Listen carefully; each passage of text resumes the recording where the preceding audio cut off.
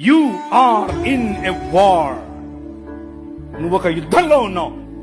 నువ్వు ఏ క్షణమైతే ప్రభు అయిన యేసుక్రీస్తుని రాజుగా అంగీకరించావో, ఏ క్షణమైతే ఆయనకు అలీజియన్స్ నమ్మకత్వాన్ని నువ్వు చాటావో, ఆ రోజు నుంచి నువ్వు యుద్ధంలోనే ఉన్నావు.